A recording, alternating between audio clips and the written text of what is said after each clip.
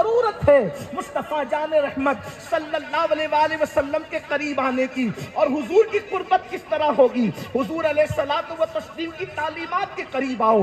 اللہ اکبر! آج ہم لوگ اپنی زندگی کو اللہ رسول کے فرامین سے دور ہو کر کے گزار رہے ہیں۔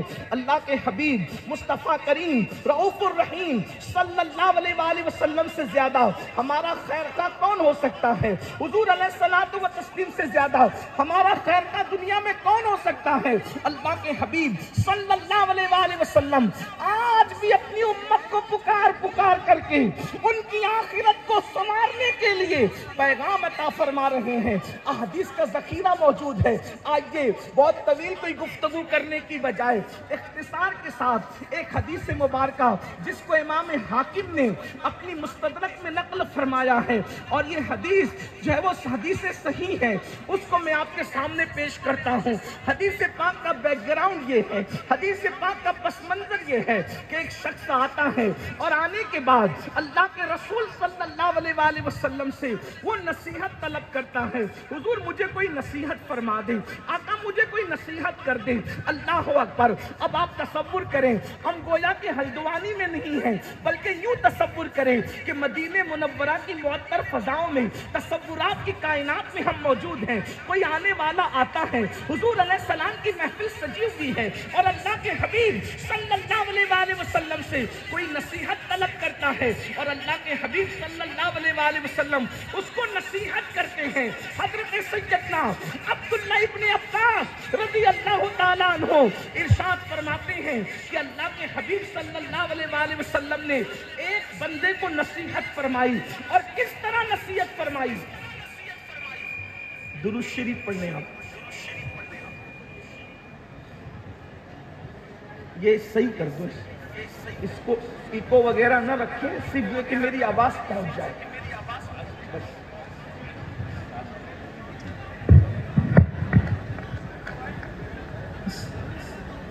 یہ جو آواز ٹکرا رہی ہے اس کو بند کر دیں اور آواز کھول دیں، اس کو پھر آواز ٹکرا رہی۔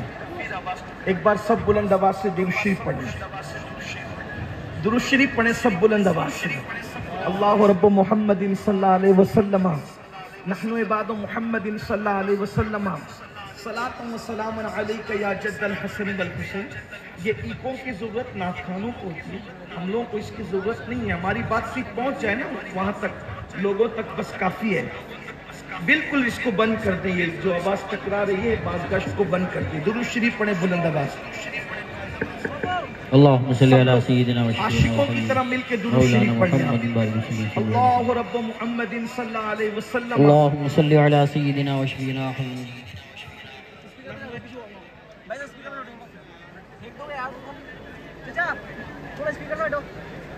یار یہیں کی ڈیوٹی رکھ لو، سب سے بڑھیا ہے۔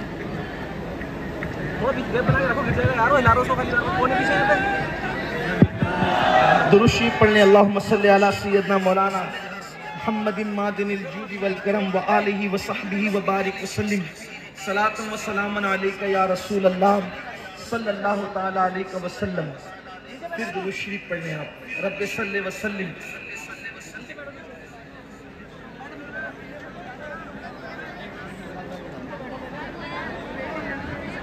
اللہم صلی وسلم وزد وبارک علی سیدنا و مولانا محمد معدن الجود والکرم وآلہ وصحبہ اللہم صلی علی سیدنا صلاۃ و سلام۔ چلیں اب توجہ اس طرف فرمانے، یہ آواز جو ٹکرائے گی نا تو جو لوگ سن رہے ہیں ان کو سمجھ میں نہیں آئے گی بات کہ میں کہنا کیا چاہتا ہوں۔ اور تو اب تصور میں لائیں، تھوڑا تصور کریں، اب آپ کی توجہ میری طرف ہو۔ مائک آپریٹر صاحب اس کا ایکو بند کر دیں، ایکو بند کر دیں، سب کی خواہش ہے اس کی آواز صاف کر دیں۔ اب کوئی آپ حضرات پبلک میں سے نہ کہیں، ایک بار درود شریف سب عاشقوں کی طرف اللہم صلی علی سیدنا اللہ و رب شفینا محمد صلی اللہ علیہ وسلم نحن عباد محمد صلی اللہ علیہ وسلم صلاۃ و سلام علیک یا جد الحسن والحسین۔ تو وہ شخص اللہ کے رسول صلی اللہ علیہ وآلہ وسلم سے نصیحت کے لیے آئے کہ حضور مجھے نصیحت کر دیں۔ ہم لوگ بھی اکثر اپنے بزرگوں سے نصیحت چاہتے ہیں، اور اللہ کے حبیب صلی اللہ علیہ وآلہ وسلم اب اس کو نصیحت فرما رہے ہیں. تو آقا کریم صلی اللہ علیہ وآلہ وسلم کی اس نصیحت کو سیدنا ابن عباس حبر الامہ رئیس المفسرین حضرت سیدنا عبداللہ ابن عباس رضی اللہ تعالی عنہما وہ سن رہے ہیں، اور میرے آقا علیہ الصلوۃ والتسلیم ان کو کہتے ہیں اس بندے کو کہ 5 چیزوں سے پہلے 5 چیزوں کو غنیمت جانو. 5 چیزوں سے پہلے 5 چیزوں کو غنیمت جانو، اس لیے کہ قدر نعمت بعد زوال. نعمت کی قدر انسان نعمت کھونے کے بعد کرتا ہے، اور یاد رکھنا جس بھی نعمت کی ناقدری کرو گے وہ نعمت اللہ تم سے چھین لے گا. اس لیے کہ جو بندہ نعمت کی قدر کرنا چھوڑ دیتا ہے اللہ تبارک و تعالیٰ اس سے وہ نعمت چھین لیتا ہے. اس لیے نعمتوں کی قدر کرو، اور خاص طور پہ اللہ کے رسول نے 5 نعمتوں کا ذکر فرمایا. 5 سے پہلے 5 کو غنیمت جانو. اس میں پہلی نعمت اللہ کے حبیب علیہ السلام ارشاد فرماتے ہیں حیاتک قبل موتک، کہ زندگی کو موت آنے سے پہلے غنیمت سمجھو. یاد رکھنا آپ زندگی کی اہمیت نہیں، زندگی کتنی قیمتی ہے، زندگی کا سرمایہ کتنا قیمتی ہے اندازہ فرمائیں. اللہ اکبر، زندگی اتنی اہم ہے اللہ اللہ کہ اگر کوئی انسان کے مرنے کا خطرہ ہے تو علماء فرماتے ہیں کہ نماز توڑ کر کے اس کی جان کو بچا لیا جائے. دیکھیے انسان کی زندگی کتنی قیمتی ہے. اور یاد رکھیں انسان نماز کیوں پڑھ رہا ہے؟ زندہ ہے تو نماز پڑھ رہا ہے. انسان عمرہ کیوں کر رہا ہے؟ زندہ ہے تو عمرہ کر رہا ہے. انسان حج کیوں کر رہا ہے؟ زندہ ہے تو کر رہا ہے. اللہ اکبر، جس دن یہ زندگی کا قیمتی سرمایہ انسان کے پاس سے ختم ہو جائے گا اس وقت انسان نیکی کی اہمیت تو جان لے گا، نیکی کی قدر تو جان لے گا، مگر اس کو نیکی کرنے کا موقع نہیں ہوگا.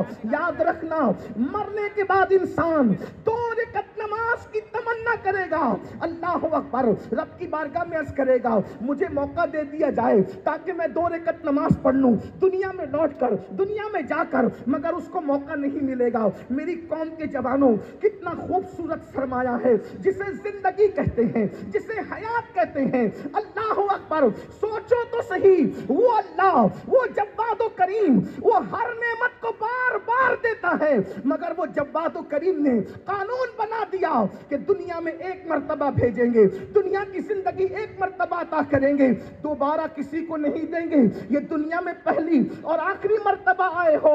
حیات کو غنیمت جانو اس سے پہلے کہ موت آ جائے اور موت کی تلواریں ہمارے سروں پہ لٹک رہی ہے. میں اپنے جوانوں سے کہتا ہوں نکڑوں پر بیٹھ کر ٹائم پاس کرنے والوں، اللہ اکبر، چوراہوں پر بیٹھ کر وقت کی بربادی کرنے والوں، ہوٹلوں پر بیٹھ کر پکنک کے نام پر وقت کو ضائع کرنے والوں، وقت کی قدر کرو.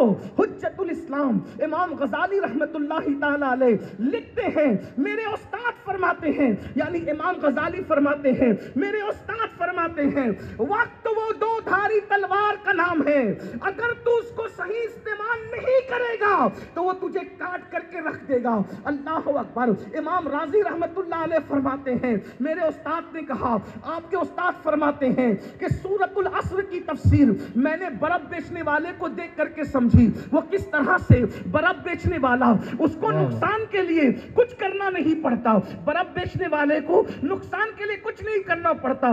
غافل ہوا برف پگھلتا چلا جائے گا، اس کا نقصان ہو جائے گا. ہوشیار برف بیچنے والا کون ہے؟ اللہ اکبر، کہ جلدی جلدی پگھلنے والا برف بیچ کر نہ ختم ہونے والے نہ پگھلنے والے سرمائے کو اکٹھا کر لے. جیسے برف فیکٹری سے نکلنے کے بعد پگھلتا ہی رہتا ہے اسی ہوا لگنے سے، اسی طرح انسان ماں کے شکم سے نکلنے کے بعد ہر لمحہ موت سے قریب ہو رہا ہے. میری قوم کے جوانوں، زندگی کسی کی بھی بڑھ نہیں رہی ہے بلکہ ہر انسان کی زندگی گھٹ رہی ہے. 1 سیکنڈ کاٹا آگے بڑھتا ہے ہمیں موت سے قریب کرتا ہے، 1 گھنٹہ آگے بڑھتا ہے ہمیں موت سے قریب کرتا ہے، 1 دن آگے بڑھتا ہے ہمیں موت سے قریب کرتا ہے.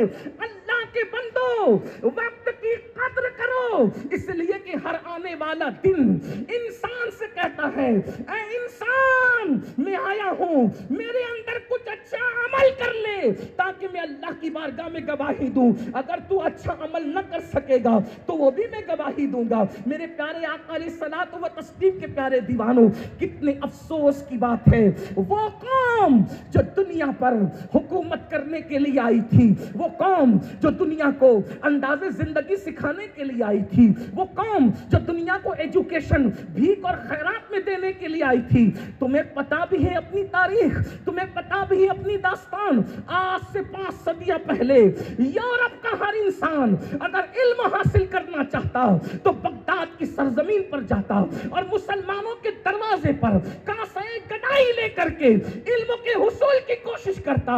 لوگ کہتے اگر علم حاصل کرنا ہے تو مسلمانوں کے پڑوس میں رہو، علم حاصل کرنا ہے تو مسلمانوں کے محلوں میں رہو، علم حاصل کرنا ہے مسلمانوں کے شہر میں رہو، علم حاصل کرنا ہے مسلمانوں کے ملکوں میں رہو۔ اللہ اکبر، یہ اپنی پہچان تھی، لیکن اللہ اکبر کیا ہو گیا میری قوم کو، کیا نظر لگ گئی میری قوم کو، وہ قوم جس کے ہاتھوں میں کبھی قلم تھا، جس کے ہاتھ میں کبھی کتاب تھی، جس کے ہاتھ میں کبھی کاپیاں تھی، جس کے ہاتھ میں کبھی پڑھنے لکھنے کا سرمایہ تھا، آج اس قوم کے ہاتھ میں گیم کے آلات آ گئے ہیں، جوے کے آلات آ گئے ہیں۔ اللہ اکبر، دنیا یوں ہی تمہیں برباد نہیں کر رہی ہے، میرا اللہ ارشاد فرماتا ہے ان اللہ لا یغیر ما بقوم حتی یغیر ما بانفسہم۔ اللہ رب العزت اس وقت تک کسی قوم کی حالت کو نہیں بدلتا جب تک وہ قوم خود اپنے حالات کو تبدیل نہ کرے۔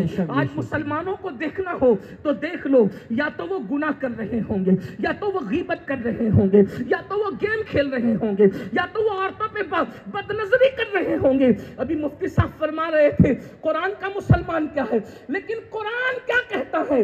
سچے مسلمانوں کو دیکھو تو گیم کھیلتے ہوئے نہیں، سچے مومنوں کو دیکھو تو جوا کھیلتے ہوئے نہیں، سچے مومنوں کو دیکھو کبوتر بازی کرتے ہوئے نہیں، سچے مومنوں کو دیکھو کتوں کو بہلاتے نہیں، سچے مومنوں کو دیکھو کسی پہ ظلم کرتے نہیں۔ مومن کی پہچان کیا ہے؟ تراہم رکعن سجدا یبتغون فضلا من اللہ ورضوانا۔ جب تم ان کو دیکھو گے یا تو ان کو رکوع کرتے دیکھو گے یا تو ان کو سجدے کرتے دیکھو گے۔ جب تک مسلمان رکوع میں رہا، سجدے میں رہا، دنیا غلام بن کر کے اس کے پیچھے پیچھے چلتی رہی۔ زندگی کو غنیمت جانو، بہت جلد ایک دن یہ زندگی کا خوبصورت سلسلہ موت کی لٹکتی ہوئی تلوار کاٹ دے گی۔ بے شک میرا مال، میری دکان، میرا مکان، میرا کاروبار۔ ایک بات عرض کرتا ہوں، بہت خوبصورت سی بات ایک بزرگ نے لکھی، اس کو سن لیں۔ یہ دنیا میں اپنا کچھ نہیں ہے۔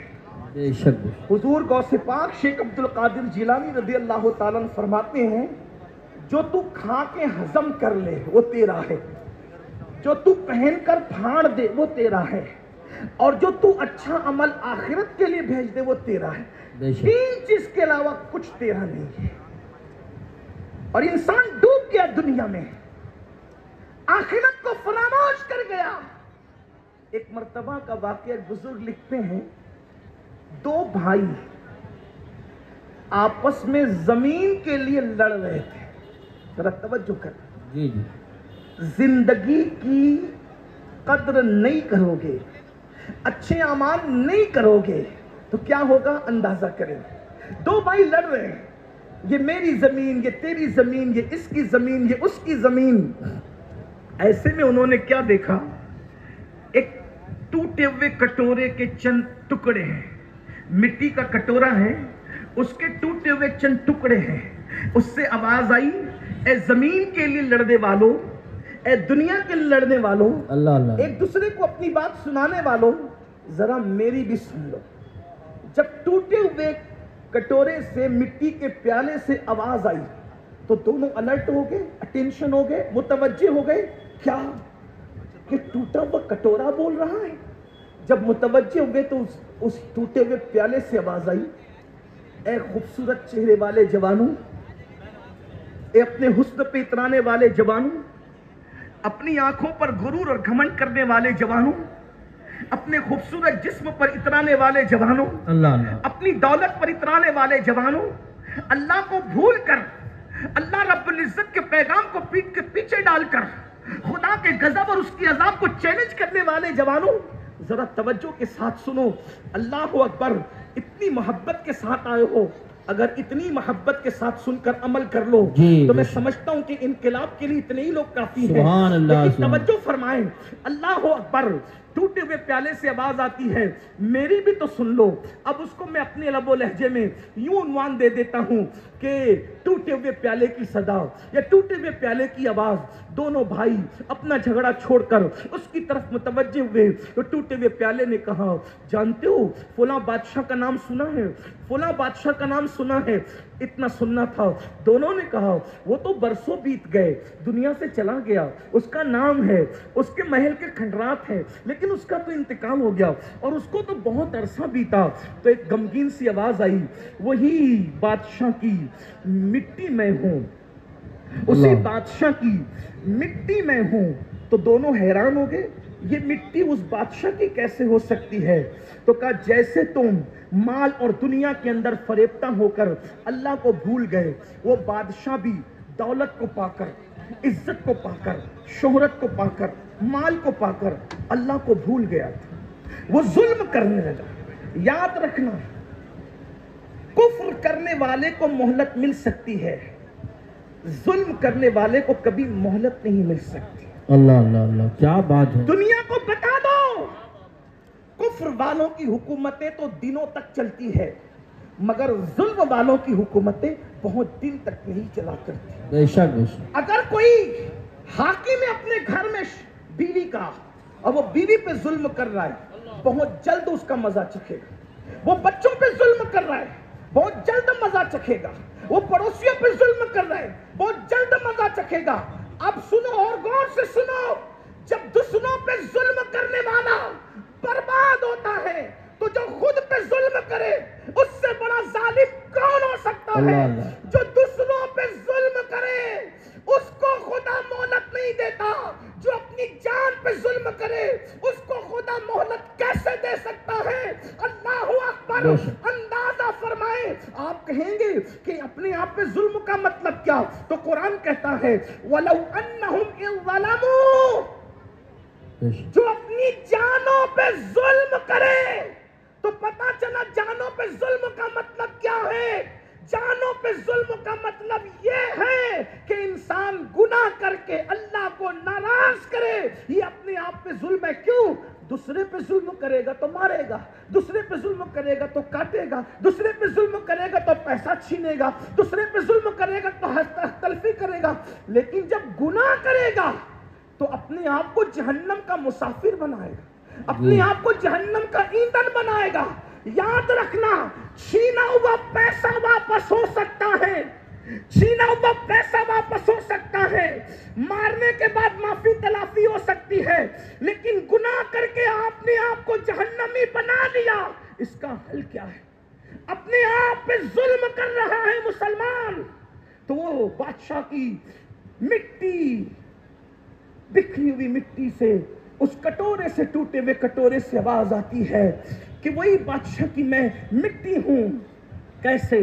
کہ اللہ کو وہ بھول گیا، اور جب اللہ کو بھول گیا تو پھر اللہ نے اس کو غفلت میں موت عطا کی. وہ مر گیا اور مرنے کے بعد اس کو دفن کر دیا گیا. صدیوں میں نیچے کی مٹی اوپر آئی، صدیوں میں نیچے کی مٹی اوپر آئی، اور اس مٹی کو کیا انجام سے گزرنا پڑا؟ اس پہ لوگوں نے پاخانہ کیے، اس پہ لوگوں نے پیشاب کیے. اللہ کو بھولنے والوں، اللہ نہ کرے اپنے ساتھ بھی یہ ہو سکتا ہے کہ اپنی بکھری ہوئی مٹی پہ بھی لوگ پاخانہ کر سکتے ہیں، گندگی کر سکتے ہیں، پیشاب کر سکتے ہیں، بکریاں لیٹ کر سکتی ہے، کتے پیشاب کر سکتے ہیں. اور یاد رکھنا، مٹی مٹی میں ملنے سے احساسات ختم نہیں ہوتے. آقا علیہ السلام نے فرمایا، جس چیز سے زندے کو تکلیف پہنچتی ہے اسی چیز سے مردے کو بھی تکلیف پہنچتی ہے.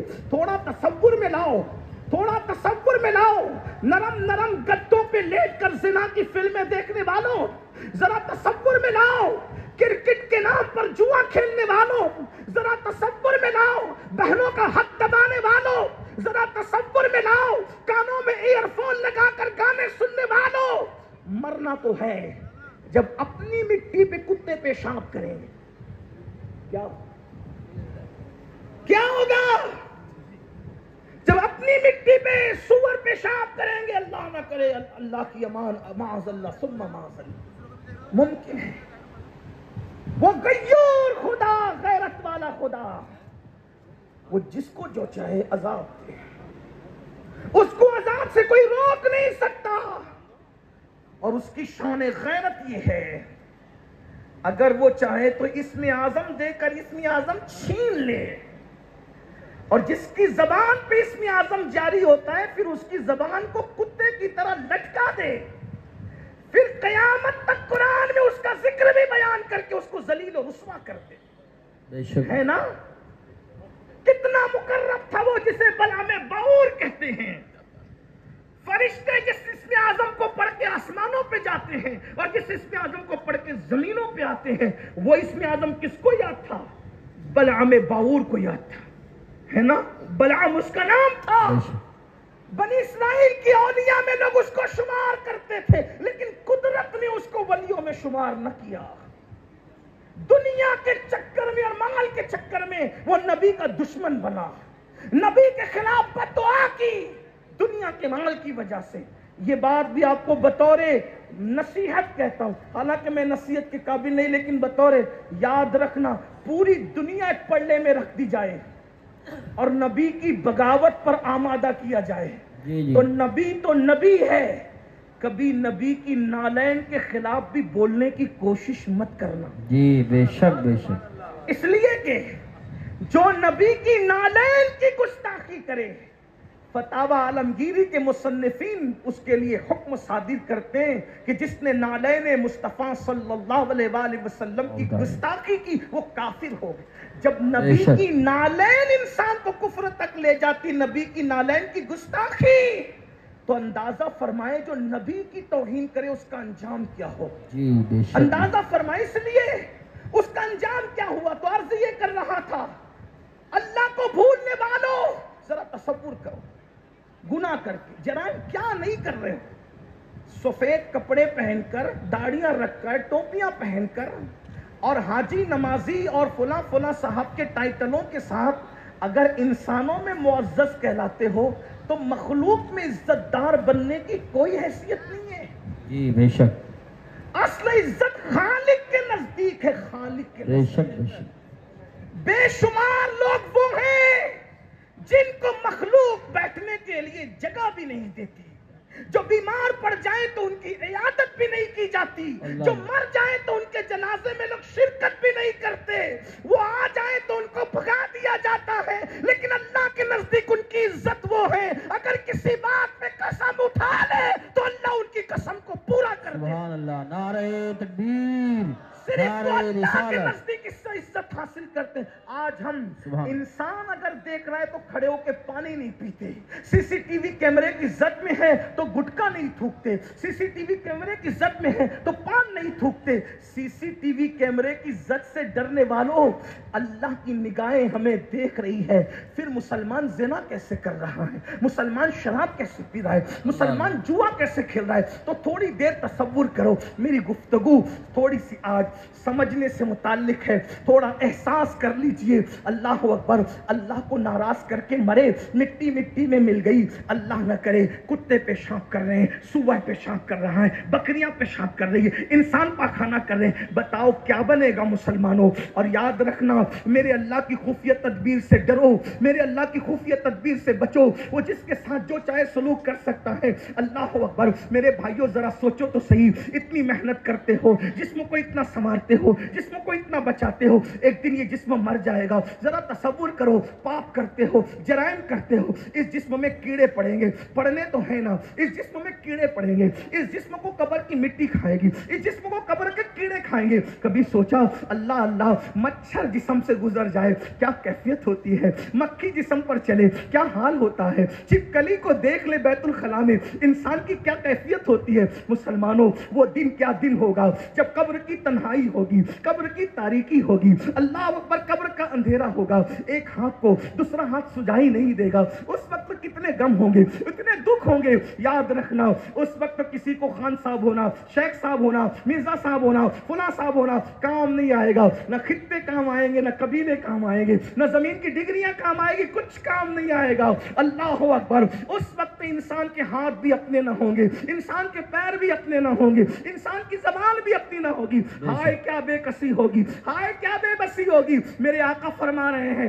حیاتک قبل موتک, اپنی زندگی کو موت سے پہلے غنیمت جان لو. اس ٹوٹے ہوئے پیالے سے آواز آتی ہے کاش کوئی عبرت حاصل کر لے, کاش کسی کے کانوں تک یہ عبرت کی بات پہنچ جائے. اگر مائیں اور بہنیں موجود ہیں میں ان بہنوں سے بھی کہتا ہوں, زیورات کی دیوانی میری بہن, سونے پر گولڈ پر اپنا سب کچھ قربان کرنے والی میری بہن, ہر شادی میں نئے کپڑے کا مطالبہ کرنے والی میری بہن, گھنٹوں ٹی وی کا منہ پکڑ کر سیریلوں کو دیکھ کر اپنے بچوں کی تربیت نہ کرنے والی میری بہن, ایک دن تیرا بھی تو جنازہ اٹھنا ہے, ایک دن تو نے بھی تو دنیا سے جانا ہے. بتاؤ اے میری قوم کی بہن, بتاؤ. اللہ اکبر. تیرا شوہر تو کسی فیکٹری کا مالک ہو سکتا ہے, تیرا شوہر تو چند وہ کسی دکان کا مالک ہو سکتا ہے, روپیوں کا مالک ہو سکتا ہے, لیکن اللہ اللہ میں نے تو ان عورتوں کی زندگیوں کو بھی پڑھا ہے جن عورتوں کو ہلدی اور چندن سے روزانہ نہلایا جاتا تھا. میری بہن تو زیورات کی محبت میں اللہ کو بھول گئی. آج مرد بھی تو چند لوگ نماز پڑھ لیتے ہیں, عورتیں تو بالکل نماز نہیں پڑھتی. تراویح کا معاملہ تو عورتوں سے بالکل ختم ہو چکا ہے. عورتیں یہ بھی نہیں سمجھتی کہ ان پہ تراویح سنت ہے, جیسے مردوں پہ سنت ہے ویسے عورتوں پہ بھی سنت ہے. لیکن اللہ اکبر, عورتیں نہیں کرتی. انہیں زیور چاہیے, انہیں فلم چاہیے, انہیں سیریل چاہیے. دکان پہ پہنچے تو جا کر کے بڑے فخر سے کہتی ہے ذرا وہ کپڑے نکال کے دے جو فلاں اداکارہ نے پہنے تھے. اے میری بہن, اداکارہ تجھے جنت میں نہ لے جائے گی, وہ تو خود جہنم کی کتیا بنے گی. میری بہن سوچ تو صحیح, جو اسکرین پر آ کر کے زنا کرتی ہے, جو کیمروں کے سامنے آ کر جو اداکارہ زنا کرتی ہے, اس کو تو نے آئیڈیل بنا لیا. نہیں نہیں میری بہن, یاد رکھو دنیا دنیا دنیا میں گم رہنے والوں, میرے اللہ کا اعلان ہے انما اموالکم واولادکم فتنہ, کہ تمہارے مال اور تمہاری اولاد تمہاری آزمائش ہے. اس دنیا میں گم نہ ہو جانا. عبرت کے لیے سن لو, جن عورتوں کو ہلدی اور چندن اور دودھ سے روزانہ نہلایا جاتا تھا, بال بال موتی پروئے جاتے تھے, آج ان عورتوں کی قبروں کا نشان بھی موجود نہیں ہے. مگر وہ سیدہ کائنات, وہ مخدومہ کائنات, مہینہ مہینہ بھر جس کے گھر میں چولہا نہیں جلتا تھا, جمعہ کا خطبہ مکمل نہیں کرتا جب کا خطیب ان کی بارگاہ میں خراج عقیدت پیش نہیں.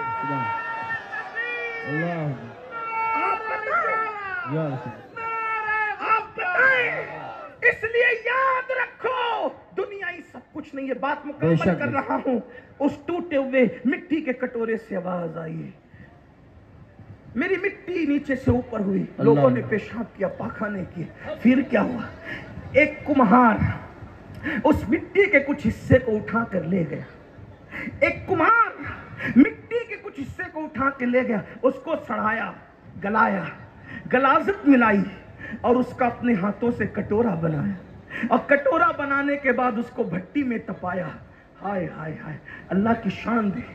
آخرت میں جو عبرتناک انجام ہے وہ تو ہونا ہی ہے, اس کا تو کوئی تصور نہیں کر سکتا. دنیا میں بھی کیا انجام ہے, مغروروں کا, خدا کے نافرمانوں کا, خدا کے سرکشوں کا, خدا کے باغیوں کا کیا انجام ہے. اللہ اکبر. تو میری مٹی کو اٹھا کر کے کٹورا بنایا, کٹورے کو آگ میں تپایا گیا اور اس کے بعد بازار میں بیچا گیا. کس کو؟ اتنی بڑی حکومت اور سلطنت کے مالک کو. گھمنڈ تھا, غرور تھا, تکبر تھا, لوگوں پہ ظلم کرتا تھا, خدا کو بھول گیا تھا. اللہ اکبر. وہ بازار میں بیچی گئی. اس کے بعد اس میں کھانا پینا لوگ کرتے رہے. اچانک ایک کنیز نے پیر مارا اور وہ ٹکڑے ٹکڑے ہو گیا کٹورا جو میری مٹی سے بنا تھا. ہائے ہائے. اور جب وہ ٹکڑے ہوا تو پھر مجھے لا کر کے یہاں پھینک دیا گیا, اور پھر اس سے آواز آئی, اللہ کے بندو, میں اتنی بڑی سلطنت پہ باغی ہو گیا تھا, تھوڑی سی زمین پہ کیوں لڑ رہے ہو؟ اللہ کی نافرمانی کیوں کر رہے ہو؟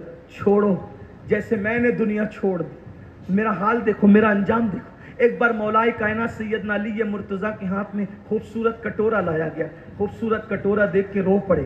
کسی نے کہا امیر المومنین آپ خوبصورت کٹورا دیکھ کے رو رہے ہیں؟ فرمایا کتنے خوبصورت چہروں کی مٹی اس میں ملی ہوگی تب کہیں جا کر کے یہ خوبصورت کٹورا بنا ہے۔ میرے بھائیوں، حیات کو غنیمت جانو۔ موت سے پہلے ایک ضابطہ پیش کر دوں، ہم لوگ واٹس ایپ لے کے بیٹھتے، ایک دو گھنٹہ لگ جاتا۔ دیکھیے واٹس ایپ یوز کیجئے، میں منع نہیں کر رہا۔ اہل سنت کے علماء یا واعظین یا مفکرین یا دانشوران قوم، ہم حالات سے ٹکرانے کی بات کبھی نہیں کرتے۔ واٹس ایپ یوز کیجئے، استعمال کیجئے ضرورت کے مطابق، فون کا استعمال کیجئے ضرورت کے مطابق۔ آپ اتنا سوچو، ہم واٹس ایپ کے بغیر زندہ رہ سکتے ہیں، فیس بک کے بغیر زندہ رہ سکتے، موبائل کے بغیر زندہ رہ سکتے؟ بولو کھانے کے بغیر ہم زندہ رہ سکتے؟ نہیں رہ سکتے۔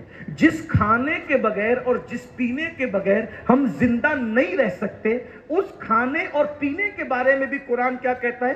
کلو وشربو ولا تسرف، کھاؤ اور پیو مگر حد سے مت بڑھو۔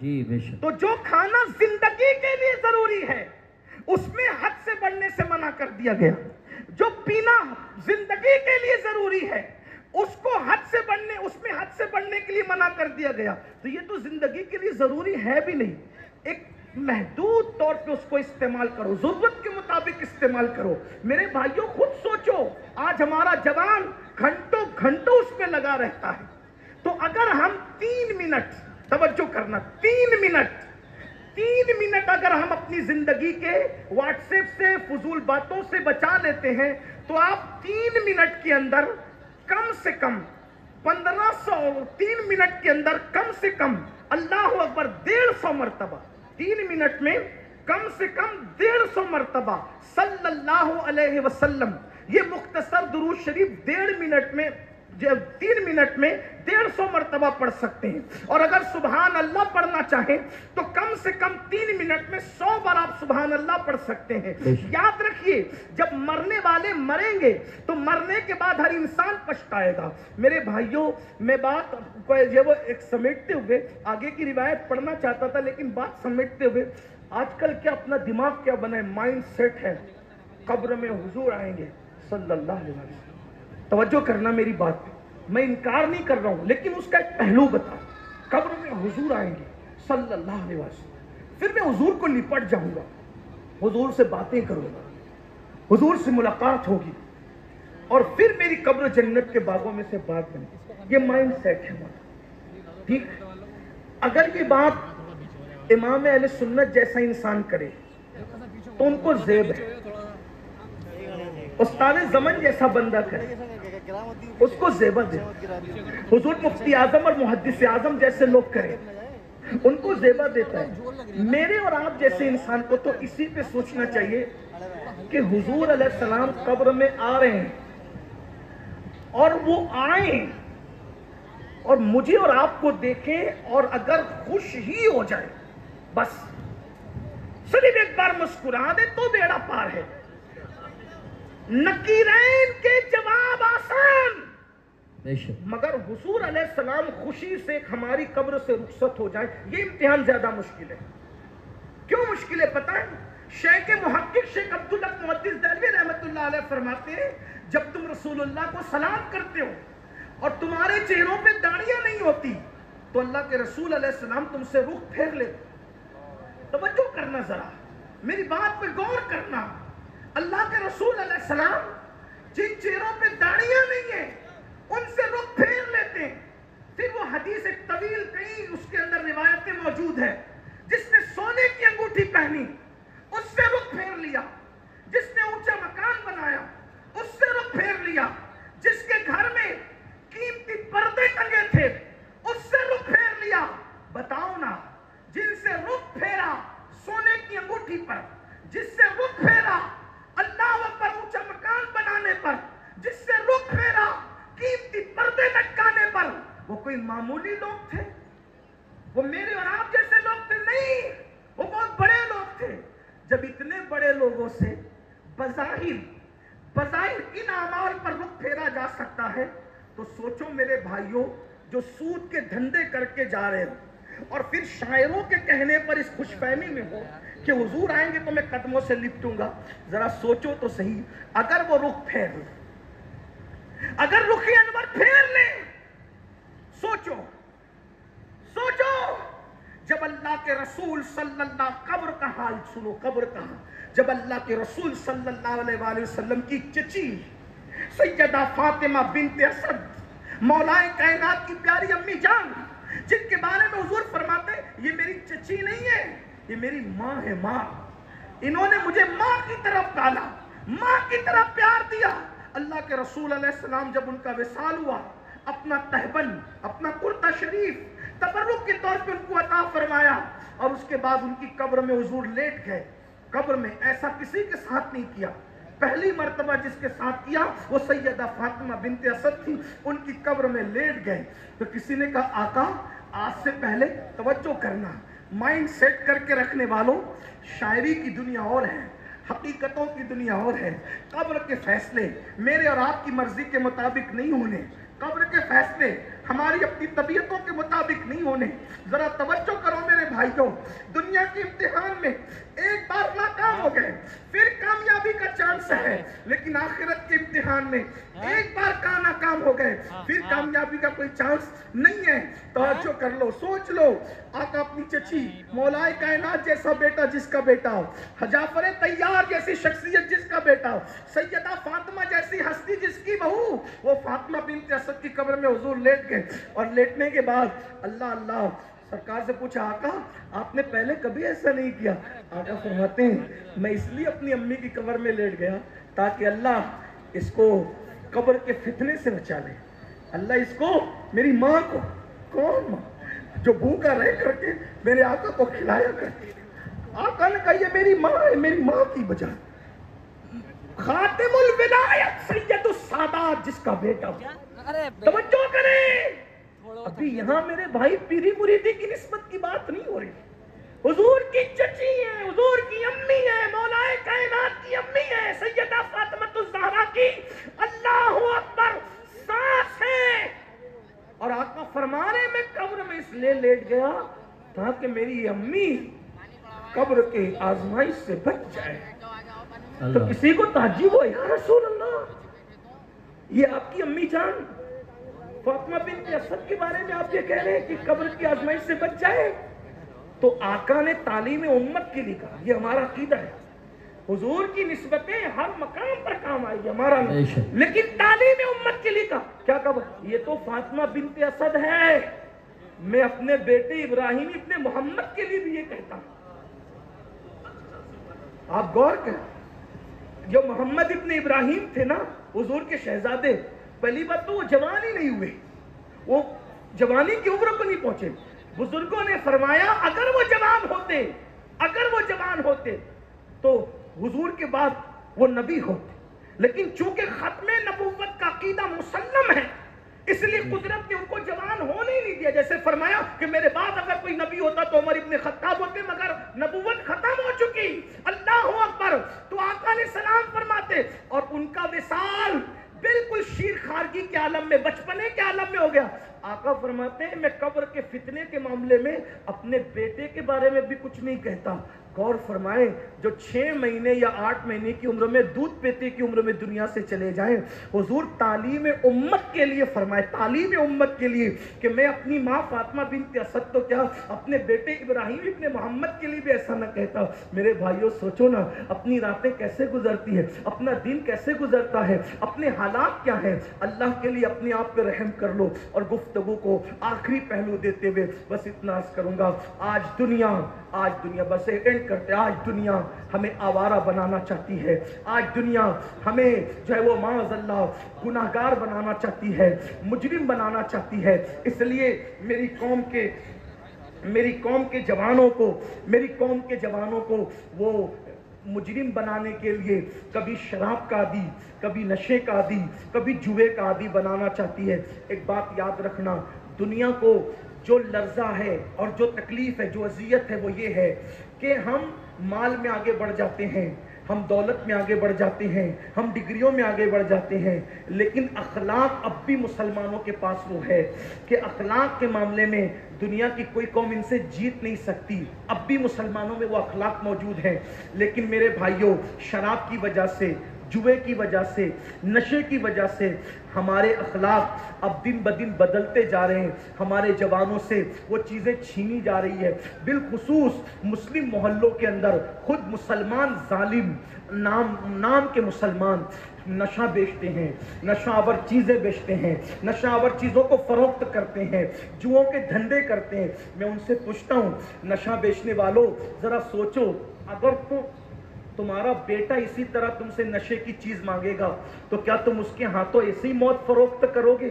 کیا پیسہ ہی سب کچھ ہے؟ کیا دولت ہی سب کچھ ہے؟ میرے بھائیوں، دنیا کے اندر حلال کمانے والوں کا مال دنیا میں رہ گیا، حلال کمانے والے اپنا مال ساتھ نہ لے گئے، آپ اور ہم کیا ساتھ لے جائیں گے؟ اور میرے جوانوں سے کہتا ہوں، یاد رکھنا، جب تک تم جوے سے اور نشے سے بچتے رہے اس وقت تک تمہارا معیار بہت بلند رہا. میرے بھائیوں، میں تمہاری منت کرتا ہوں، تم جوان ہو، قوم کا سرمایہ ہو، قوم کے لیے جو ہے وہ بہت عظیم سرمایہ ہو. جوان کسی قوم کی گویا کہ زلف پریشاں کو سنوارنے کا، نکھارنے کا ایک سبب ہوتا ہے. آپ جانتے ہیں جتنے صحابہ کرام ایمان لائے، سب میں زیادہ بڑی عمر کے صحابی کون تھے؟ حضرت سیدنا ابو بکر صدیق، افضل البشر بعد الانبیاء بالتحقیق. سیدنا ابو بکر صدیق سب سے بڑی عمر کے صحابی تھے، اور ان کی عمر کتنی تھی ایمان لاتے وقت؟ 37 سال تھی. یعنی 37 سال میں بھی انسان بوڑھا نہیں ہوتا. یعنی حضور کے سب سے بڑی عمر کے صحابی کی عمر کتنی تھی مکے میں ایمان لاتے وقت؟ 37 سال. اس کا مطلب ہر صحابی جوان تھا. تو اسلام میں جو انقلاب آیا ہے وہ جوانوں کے ذریعے سے آیا ہے، اور آج جوانوں کو ٹارگٹ کیا جا رہا ہے. اللہ اکبر. سعد ابن ابی وقاص کہتے ہیں، میرے چہرے پہ داڑھی کے بال بھی نکلنا شروع نہیں ہوئے تھے، میں نے جنگ احد میں حضور پہ آنے والے تیر کو اپنے سینے پہ روکا ہے. اور آقا ارشاد فرماتے ہیں، لوگوں جوانوں کی قدر کرو. آقا نے فرمایا، اس لیے ہم جوانوں تمہاری قدر کرتے ہیں. کیوں قدر کرتے پتہ؟ کیونکہ ہمارے آقا نے فرمایا کہ جوانوں کی قدر کرو. کیونکہ جب میں نے نبوت کا اعلان کیا تو بڈھوں نے میری دعوت کو رد کر دیا اور جوانوں نے میری دعوت کو قبول کر لیا. آقا نے فرمایا جوانوں نے میری دعوت کو قبول کر لیا، اس لیے جوانوں کی قدر کرو. اور یاد رکھنا، ہر عبادت کرنے والے کو صلہ ملتا ہے، مگر اللہ کے رسول صلی اللہ علیہ وآلہ وسلم ارشاد فرماتے ہیں، اللہ اکبر، جو جوان عبادت کرتا ہے اور گناہ سے بچتا ہے، اللہ اسے 70 صدیقوں کے برابر ثواب عطا فرماتا ہے. اور صدیق کا مرتبہ شہید سے بھی بڑا ہے، صدیق کا مرتبہ ولی سے بھی بڑا ہے. نبوت کے بعد جو مرتبہ ہے وہ صدیقیت کا مرتبہ ہے. جوانی میں عبادت کرنے والا 70 صدیقوں کا ثواب پاتا ہے. اور آقا ارشاد فرماتے ہیں، جوانی میں عبادت کرنے والے کو بوڑھوں پہ ایسی فضیلت ہے جیسے مرسلین کو اللہ نے لوگوں پہ فضیلت عطا فرمائی. اس لیے گناہ چھوڑ دو، گناہ سے نکل جاؤ. جوانی کی تعظیم اور جوانی کی قدر ایک عزت دار مہمان کی طرح کیا کر. ہلدوانی والوں، گرد نواز سے آنے والوں، کیا فرمایا مولائے کائنات کا قول؟ جوانی کی قدر ایک شریف اور عزت دار مہمان کی طرح کیا کرو. شریف مہمان زیادہ کہیں نہیں ٹھہرتا. شریف مہمان زیادہ سے زیادہ 3 دن رکتا ہے. ایسا ہی 3 دن کے بعد تو مہمانی رہتی نہیں ہے. اگر 3 کو 10 سے ضرب دے دے تو 30 سال.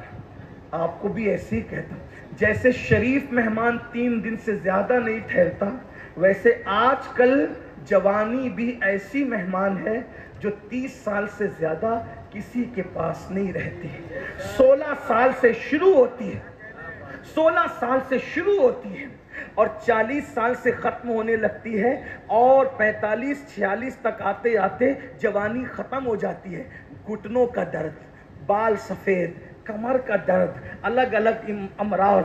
جوانی میں جو کھاؤ سب ہضم ہو جاتا ہے، لیکن 40 کے بعد انسان سوچ سوچ کے کھاتا ہے، یہ کھاؤں تو نقصان نہ، وہ کھاؤں تو نقصان نہ، وہ کھاؤں تو نقصان. تو جوانی کی قدر شریف مہمان کی طرح کیا کرو، اس کی عزت کرو. جیسے مہمان آنے کے لیے جاتا ہے، جیسے جانے کے لیے آتا ہے، مہمان جانے کے لیے آتا ہے، ویسے جوانی بھی جانے کے لیے آئی ہے.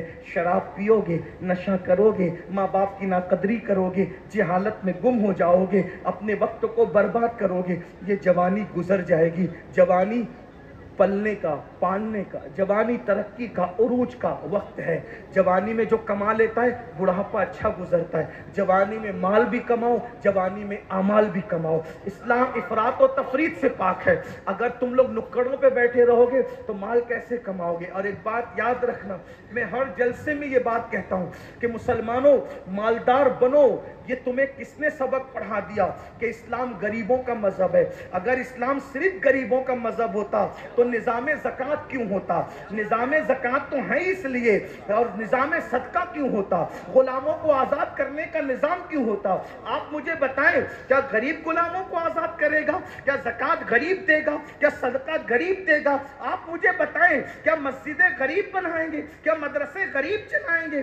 آپ مجھے بتائیں تو صحیح. اللہ اکبر. غریب تو دوسروں کے آگے ہاتھ پھیلاتا ہے. بڑی معذرت کے ساتھ، میری فکر سے کوئی متفق ہو یا نہ ہو، آپ اختلاف کر سکتے ہیں، لیکن میں بڑی ذمہ داری سے ان مقدس علماء کی موجودگی میں کہہ رہا ہوں، رسول اعظم سے لے کر غوث اعظم تک، امام اعظم تک، ہمارے یہاں کوئی غریب اور مفلس نہیں ہے، اور نہ غریبی اور مفلسی کا کوئی تصور ہے. بڑی معذرت کے ساتھ، ہاں چند لوگوں کو غریب ضرور رکھا، وہ چند لوگوں کی اصلاح کے لیے رکھا، چند لوگوں کی تسلی کے لیے رکھا. اللہ اکبر. اس لیے یاد رکھنا، زکوٰۃ کا تصور ہمارے یہاں ہے کسی اور قوم میں زکوٰۃ کا تصور؟ اللہ اکبر. کہ سال میں ایک مرتبہ 2.5% نکالو، فطرے کا تصور ہمارے یہاں ہے. اللہ اکبر. غلاموں کو آزاد کرنے کا تصور ہمارے یہاں ہے. بڑی معذرت کے ساتھ، اس لیے مالدار بنو، محنت کرو اور کوشش کرو. اور جہاں تک اللہ کے رسول کی بات ہے، میں بار بار لوگوں کو یاد دہانی کرا رہا ہوں کہ اگر لوگوں کے کندھوں سے کندھا ملا کے کھڑے ہونا ہے، بازو سے بازو ملا کے کھڑے ہونا ہے، اور اسلام کو اور مسلمانوں کو ذلت سے بچانا ہے، تو اتنا کماؤ کہ جس قیمت کا لباس لوگ گھر سے پہن کے نکلتے ہیں، اس سے قیمتی تم پہن کر کے نکلو، تاکہ تمہیں کوئی حقارت کی نظر سے نہ دیکھ سکے. حضور علیہ السلام نے مکے میں پیون کا لباس پہنا، لیکن جب مدینہ منورہ میں بڑے بڑے مغرور سردار ملنے کے لیے آتے تو حضور ان سے زیادہ قیمتی جبے پہن کر بیٹھا کرتے تھے. وہ جو تحفے لے کر آتے اس سے قیمتی تحفے لے کے بیٹھا کرتے تھے. سرداروں کے پاس تو کپڑے تھے، مگر یہاں لباس بھی تھا، حسن بھی تھا، روحانیت بھی تھی.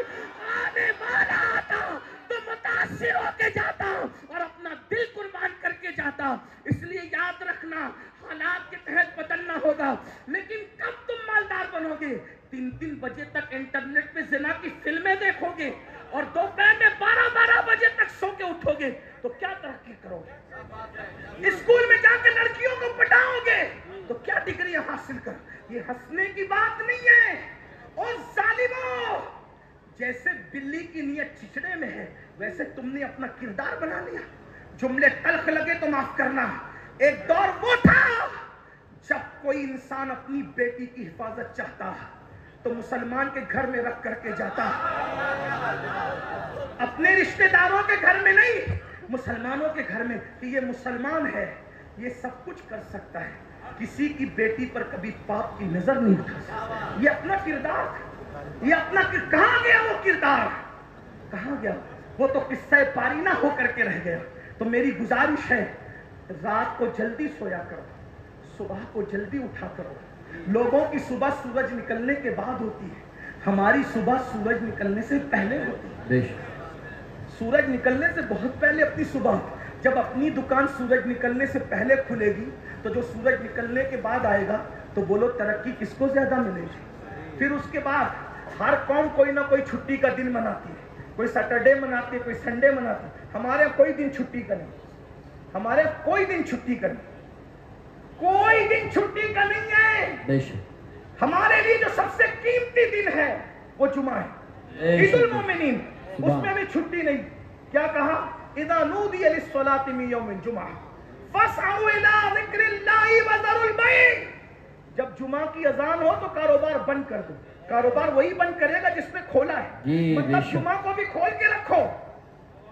جمعہ کو بھی جو 6 دن کمائے گا اس کی ترقی، اور جو 7 دن کمائے گا اس کی ترقی. کون زیادہ ترقی کرے گا؟ یہ جو دیندار اور دنیا دار کی خود ساختہ لکیریں تم نے بنائی ہے، یہ کوئی دنیا دار اور دینداری کی لکیریں کام نہیں آ سکتی. اگر کوئی بندہ فرائض واجبات کی پابندی کے ساتھ دکان پہ حلال کما رہا ہے تو وہ دنیا دار نہیں ہے. اسلام کی نظر میں وہ بھی دیندار ہے. بے شک، سبحان اللہ سبحان وہ بھی اللہ. دیندار ہے. اس لیے کہ ایسا ہوا ہے، ایک صاحب فجر پڑھ کے سیدھا مارکیٹ جانے لگے تو کسی بزرگ نے کہا یا رسول اللہ کتنا اچھا ہوتا اس میں جانے میں جلدی کر دی. میرے کریم آقا نے فرمایا اگر یہ حلال کے لیے جا رہا ہے، اپنے بچوں کی محتاجی سے، اپنے بچوں کو محتاجی سے بچانے کے لیے جا رہا ہے تو اس کا مارکیٹ میں جانا بھی عبادت ہے. جو حلال کماتے کماتے محنت کے پسینے میں شرابار ہوتا ہے، ہر پسینے کا قطرہ گناہ کا آخری حصہ لے کر کے ٹپکا کرتا ہے، اور جب وہ اپنے گھر تھک کر آتا ہے تو گناہ سے ایسے پاک ہو جاتا ہے جیسے وہ ابھی اپنی ماں کے پیٹ سے پیدا ہوا. سبحان اللہ، ماشاءاللہ. مال کماؤ لیکن کیسے؟ فرعون کی طرح نہیں. مال کماؤ نمرود کی طرح نہیں. مال کماؤ بخت نصر کی طرح نہیں. مال کماؤ شداد کی طرح نہیں. بے شک. مال کماؤ صدیق اکبر کی طرح. مال کماؤ عثمان غنی کی طرح.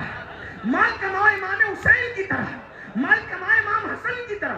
کربلا کربلا کربلا سنتے ہو پڑھتے ہو، عقل نہیں آئی؟ آپ کے ہلدوانی میں بڑے سے بڑا کتنا بھی کروڑ پتی آدمی ہو، اگر اس کے دروازے پہ کوئی بھیک مانگنے آئے زیادہ سے زیادہ کتنا دے گا؟ 10 روپے 50 روپے 100 روپے، اور اس پہ بھی سینہ پھلائے گا. کیا میرے قادری نے دیکھا کہ نہیں دیکھا؟ مفتی صاحب نے دیکھا کہ نہیں دیکھا؟ علامہ زاہد نے دیکھا کہ نہیں؟ یہی ہے نا. پتہ ہے امام حسین اور امام حسن کے دروازے پہ لوگ آتے تھے بھیک مانگنے. دوست لوگ نہیں، بھکاری لوگ بھیک مانگنے. 50-50 ہزار دے کے کہتے تھے اور ساتھ میں معافی بھی مانگتے تھے. آج بہت کم ہے اسی لیے اتنا دے دیا، کبھی زیادہ رہے گا تو پھر آ کر کے لے کے سبحان اللہ سبحان اللہ. یہ غریب لوگ ہیں. یہ غریب لوگ ہیں جو 50-50 ہزار بھیک میں دے دے. یہ غریب لوگ ہیں. تو آپ کے اور ہمارے امام حسین بھی غریب نہیں، ہمارے اور آپ کے امام حسن بھی غریب نہیں، ہمارے آپ کے امام اعظم بھی غریب نہیں، ہمارے آپ کے غوث اعظم بھی غریب نہیں، ہمارے آپ کے رسول اعظم بھی غریب نہیں، بلکہ اللہ اکبر ہم انہیں غریب کس منہ سے کہیں؟ ظاہری میں بھی ان کی دولت لاکھوں میں تھی. یہ اور بات تھی صبح آتی تھی شام کو تقسیم کر کے پیٹ میں پتھر باندھ لیتے تھے، کیونکہ وہ غریبوں کے بھی رسول تھے اور امیروں کے بھی رسول تھے. سبحان اللہ سبحان اللہ. اس لیے اپنے وقت کا صحیح استعمال کرو اور مالداری کے چکر میں دینداری مت بھول جانا. اس لیے کہ مالداری کے ساتھ مالداری کے ساتھ اگر دینداری بھول جاؤ گے تو پھر فرعون بن جاؤ، نمرود بن جاؤ، بخت نصر بن جاؤ گے. مالداری اوقات مت بھولنا. کتنا بھی اللہ نواز دے کیا سمجھنا میں بندن. بے شک. اور دینے والے کو ہمیشہ یاد رکھنا. ایک بات یاد رکھنا، جو دینا جانتا ہے وہ چھیننا بھی جانتا ہے. بے شک. ہم لوگوں سے زیادہ انٹرنیٹ سے آپ کا تعلق ہے. لیبیا کے شہزادے کی تاریخ تمہیں پتہ ہے؟ نہیں پتہ ہے تو جا کے چیک کرنا. سعودی کے بادشاہ سے اس کے دوستانہ تعلق ہے، مصر کے شاہوں سے اس کے دوستانہ تعلقات، برطانیہ کے صدور سے اس کے دوستانہ تعلقات. اس کا حال یہ تھا وہ عطر خریدتا نہیں تھا. لیبیا کا جو شہزادہ تھا وہ عطر خریدتا نہیں تھا. چند کمپنیاں مخصوص تھی جو صرف اسی کے لیے عطر بناتی، صرف اسی. حضور محدث اعظم کچوچوی رحمت اللہ علیہ لکھتے ہیں ہر زوال راہ کمالو، ہر زوال راہ کمال، ہر کمال راہ زوالو، ہر زوال راہ کمال. ہر عروج کو زوال ہے، ہر عروج کو زوال ہے، اور ہر زوال کو عروج ہے. لیکن یہ بھی یاد رکھنا عروج کو زوال ہے، خلوص کو کبھی زوال نہیں. بے شک. سبحان اللہ سبحان اللہ. عروج والے زوال پہ پہنچتے ہیں، خلوص والے یعنی جو اللہ کا بن کے رہتے ہیں ان کو کبھی زوال نہیں آتا. پھر وہ زمین میں بھی چلے جاتے ہیں تو ان کو وَرَفَعْنَا لَكَ ذِكْرَكَ کا صدقہ ملتا ہے, وَلَلْآخِرَةُ خَيْرٌ لَكَ مِنَ الْأُولَىٰ کا صدقہ ملتا ہے. دیکھا غریب نواز کو 900 سال ہونے کو قریب آ رہے ہیں لیکن ہر دن میرے خواجہ کی ترقی کا دن ہے. جتنے لوگ ڈنکے بجاتے تھے اس سے زیادہ غوث پاک کے جتنے ڈنکے کل بجتے تھے اس سے زیادہ آج ہے. وارث پاک کے ڈنکے کل جتنے بجتے تھے اس سے زیادہ آج ہے. امام اہل سنت کے ڈنکے کل جتنے بجتے تھے اس سے زیادہ آج ہے. تاریخ السلطنت مخدوم سمنہ علیہ رحمہ کے ڈنکے جتنے کل بجتے تھے اس سے زیادہ آج ہے. سرکار صابر پاک کے ڈنکے کل. کس نے سوچا تھا کہ جنگل میں ایک مرید کرنے والے کے نام کے بھی چرچے ہوں گے؟ اللہ اکبر. جس کی قبر پر 12 سال تک کسی کو آنے کی اجازت بھی نہ ہوگی وہاں بھی میلے لگیں گے. اللہ اللہ, جس نے ایک ہی مرید کر کے کہہ دیا کہ تو بھی چلا جا. غور تو فرمائیں, ایک ہی مرید کر کے کہا کہ تو بھی چلا جا اور جب تک میں نہ جاؤں تو نے نہیں آنا. اللہ اللہ, تو بھی چلا جا جب تک میں نہ جاؤں تو نہیں آنا. اور بتا دیا کہ جو اس کے مخلصین ہوتے ہیں ان کو ڈنکے کے لیے بندوں کی ضرورت نہیں ہوتی, وہ تو یار بنا کر کے سبحان اللہ سبحان دنیا میں عزتیں حاصل کیا کرتے ہیں. تو میں بات سمیٹ رہا تھا لیکن کان میں عنوانات کی برسات ہوتی جا رہی ہے, تو میں 2 باتیں عرض کر دوں, سننا چاہے تو عرض کر دوں. مجھے کہا